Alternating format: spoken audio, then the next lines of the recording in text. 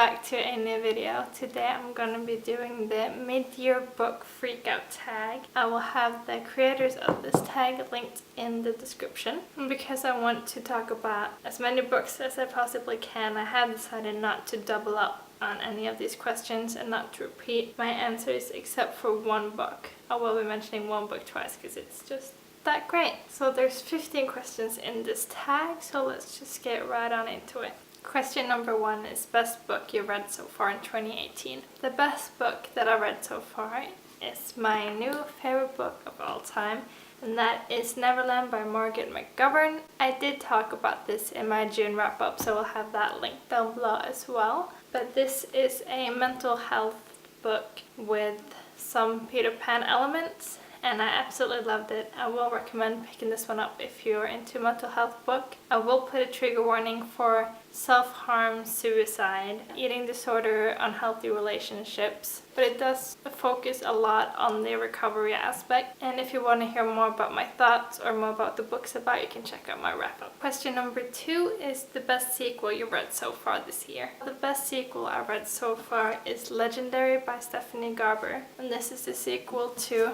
Caraval by Stephanie Garber, and I just really enjoyed it. I thought it was a great sequel. I'm really excited to read the third and final book next year, and I did talk about this one in my June wrap-up as well, so you can check that out for more of my thoughts. Question number 3 is new release you haven't read yet but want to. For this question I've gone with Children of Blood and Bone by Tomi Adeyemi, I think is how you pronounce her name, and this is a high fantasy, I think it's YA, about this girl in a world where magic has disappeared, I believe it is. I don't know that much about it, I just know that everybody that has read it has loved it, and I love fantasy.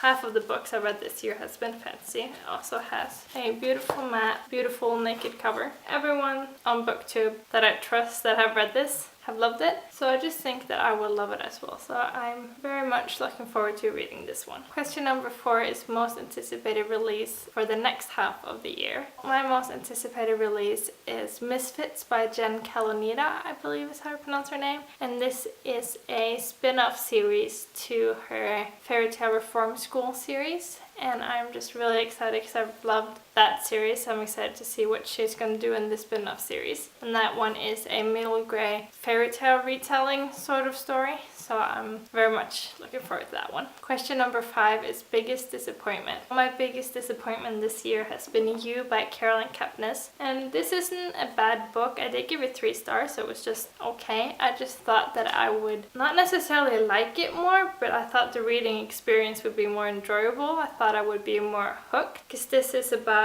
a man stalking a woman, and it's from his perspective, and he's directing it to you. So he's saying like, you walked into the bookstore, you did this, you're doing that. I thought like the experience would be a lot more creepy. I thought it would be more of a page turner, but for me I just felt it boring. I just didn't really care about the person he was stalking. I just felt it kind of boring. I will watch, I think they're making a movie or a TV show. I think it's a movie, so I will probably watch that one. Everyone has just been hyping this up so much, and it was just okay. So it was a bit of a disappointment for me. Question number 6 is biggest surprise. And this is the only time where we repeat a book, but that is Neverland, because I did not know there was going to be PTSD representation in this, and as someone that has struggled a lot with PTSD, I just didn't expect to have it portrayed in such a real way. I just didn't think I would connect to this character on the level that I did. I didn't think that there was a book out there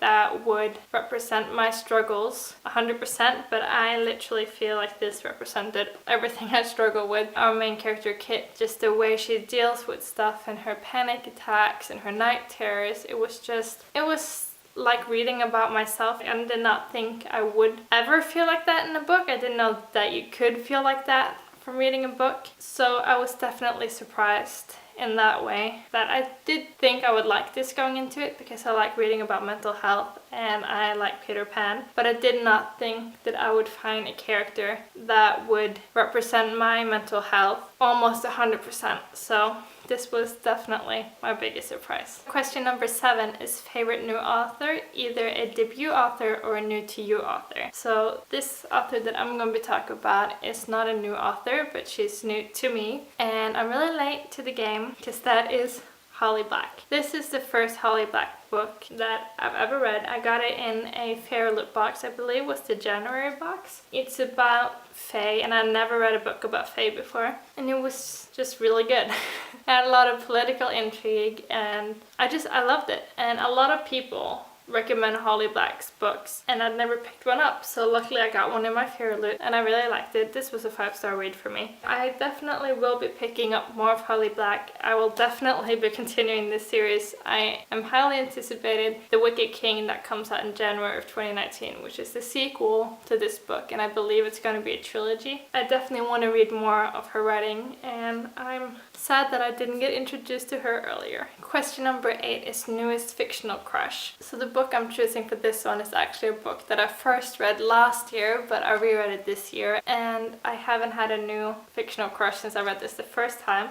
And reading it a second time just sparked that fictional crush again, and that is Julian from Caraval. I have a crush on him. He's just so funny and just kind of sassy, and I really like him, hence the crush part. And he is still my only fictional crush. Question number 9 is newest favorite character. My favorite character has to be Sarah from A Little Princess. I love her. I adore her so much. I wish I was friends with her when I was a kid. Sarah is just such a lovely character. She's so nice. She has such a big heart, and she's so smart. It blew me away. I didn't think a children's book could have a character like that, and I absolutely love this book. And the reason why I love this book so much is because of the main character, Sarah. Question number 10 is a book that made you cry. And a book that made me cry was Lost Boy by Christina Henry. This is a Peter Pan retelling from Captain Hook's perspective. It's when he was a part of the Lost Boy and how he ended up being Captain Hook. I love this book so much. You know that he's gonna end up as Captain Hook, but you still root for Jamie, and at the ending of this book I was bawling my eyes out. I highly recommend you picking up this book if you're interested in learning more about Captain Hook and how being a lost boy could be. This is a horror twist on it, so it's definitely gruesome and graphic. But if you're interested, I highly recommend picking this one up and having a box of tissues when you get to the ending.